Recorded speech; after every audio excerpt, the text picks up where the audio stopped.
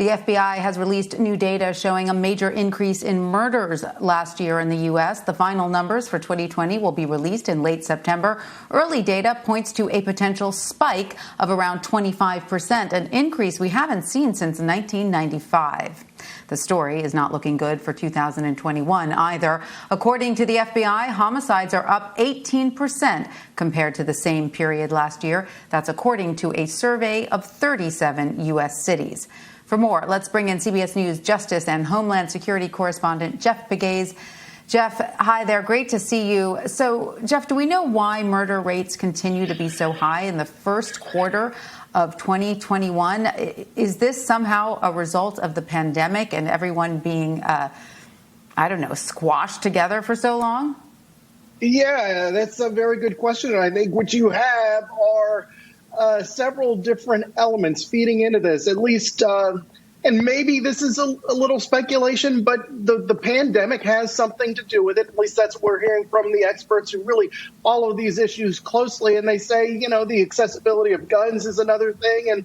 And perhaps the protest over the summer lowered the competence in police forces across the country in some communities. And so maybe there are all of these factors. And then the economy, of course, you can't downplay the impact that the economy might have on something like this. But there are several factors at play.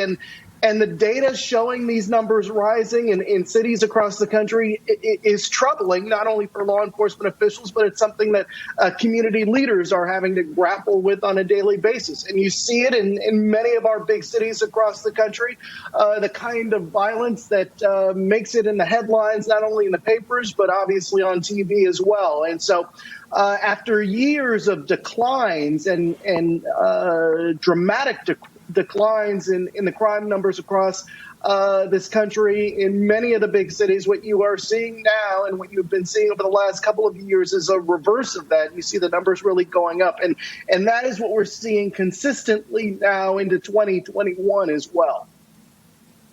Yeah, it's no doubt distressing. So you said we're going to see this consistently, at least this is what law enforcement officials believe right now. But does this suggest that as the year unfolds, this trend will continue?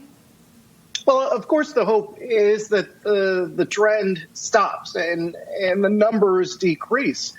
But, if you look at a city like Philadelphia, for example, they are dealing with the aftershocks of a shooting at a community center there, and one that involved young people. And that is another issue that law enforcement types say they are seeing in cities across America, where you have this violence carried out by teenagers in these cities, in part trying to settle scores.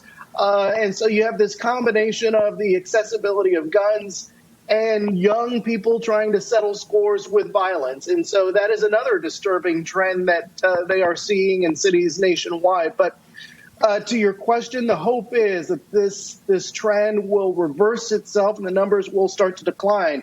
Still overall, if you look at the numbers over the past couple of decades, crime numbers are down and are in a place where law enforcement has been praised for its efforts in terms of reversing crime trends.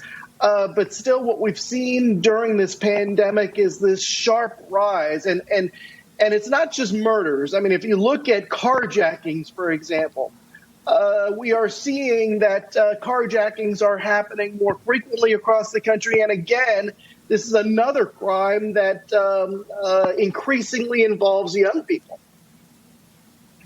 That is distressing. Now, it's interesting diving into these numbers because the FBI has pretty much been tracking crime the same way since 1929 with a repository database called the Uniform Crime Report. The Bureau announced at the beginning of this year they are fundamentally changing the way they collect crime data. What more can you tell us about this new method, and is it expected to be more accurate? Yeah, the fact that they've been collecting this data the same way all these decades really shows you how behind this process is. And they've been trying to upgrade it with the latest in technology. And what they're going to need also is cooperation from more police departments across the country. This is a voluntary process. Police departments across the country don't have to report their crime numbers. It is voluntary. They're hoping to get 100% participation, but they're not getting that at this point. I'm hearing that it's anywhere from 75 to 85%, somewhere in that area. But the hope is that more police departments across the country will share their information. Because the good thing about it, if you have the latest in crime trends, it can really affect or impact how you try to counter, these crime trends in cities across the country. It gives police officers the granular data that they need to address some of these trends. And so the hope is with this updated technology and then with more police departments participating, crime fighting techniques will improve. All right, let's hope. Well, Jeff Pegues, thank you so much for joining us. Always great to see you.